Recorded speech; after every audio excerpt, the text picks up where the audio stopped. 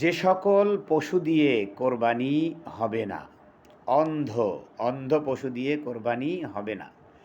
এমন রুগ্ন পশু যা কোরবানি দেওয়ার স্থানে হেঁটে যেতে পারে না, এমন পশু দিয়েও কোরবানি হবে না।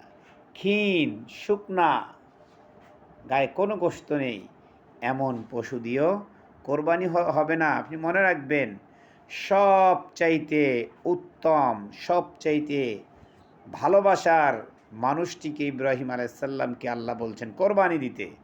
আপনিও ঠিক আপনার ছেলেকে পারছেন না, আপনি একটা ভালো প্রাণী পশু কোরবানি দিন ইনশাআল্লাহ। চোখ কান শিং দেখে পশু ক্রয় করবেন, নতুবা আপনার পরিপূর্ণ কোরবানির যে হক এটা আদায় হবে না। আল্লাহ তাআলা আমাদের সকলকে কোরবানির পশু কেনার সময় দেখে শুনে কেনার তাও